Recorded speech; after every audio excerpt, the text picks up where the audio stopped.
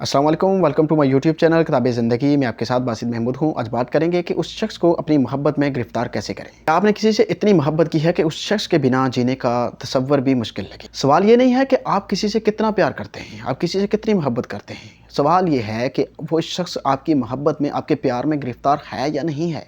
आपकी सबसे बड़ी मिस्टेक ये होती है कि आप ये समझते हैं कि आप उस इंसान से सच्ची मोहब्बत करेंगे, आप उस शख्स के लिए सब कुछ छोड़ देंगे, आप उस शख्स का ख्याल रखेंगे, आप उस शख्स के सामने कभी उसकी मिन्नतें करेंगे तो वो शख्स आपको लाजमी अपनाएगा। लेकिन ऐसा नहीं होता, ये आपकी सबसे बड़ी मिस्टेक होती है। लेकिन याद रखें कि जब आप खुद को मुकम्मल तौर पर किसी के हवाले कर देते हैं बगैर ये सोचे समझे कि दूसरा शख्स आपको वैल्यू दे भी रहा है या नहीं, तो आप अपनी सेल्फ रिस्पेक्ट को कम कर रहे होते हैं। मोहब्बत में भी एक कदर होती है और वो तब आती है जब आप खुद की कदर करते हैं, जब आप खुद की इज्जत करते हैं, खुद को समझते हैं, सामने वाले को जीतने की कोशिश करते हैं, सामने वाले को खोने की नहीं। खुद को उस शख्स के सामने ऐसा बना दे कि आपकी पर्सनालिटी ऐसी हो कि वो आपके बारे में सर्च करे। आपकी पर्सनालिटी ऐसी होगी कि उसको मुतासिर करे। और जो चीज़ हमें मुतासिर करती है, हम उसको, एक किताब ही है वो, अगर आपको मुतासिर करती है तो आप उसको पढ़ना पसंद करेंगे। ठीक है, तो अपनी पर्सनालिटी को मुतासिर कौन बनाना है आपने, उस शख्स के लिए। यही चीज़ जो होती है वो अगला जो बंदा होता है उसको मजबूर करती है कि वो शख्स हमें मिस करे, हमारे बारे में सर्च करे। और ये हमारी राज़मियत जो होती है ना,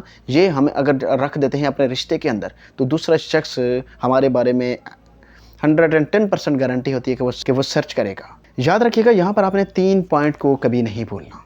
ठीक है, सबसे पहली चीज़ कि अपनी खुददारी को ना छोड़ें। सेकंड चीज़ याद रखें कि उसके साथ आपका रवैया ऐसे हो कि आपको मोहब्बत नहीं बल्कि आपको ज़रूरत समझने लगे। और थर्ड चीज़ याद रखें, जो सबसे मेन पॉइंट है, कि आपने उससे पहले खुद को पसंद करना है।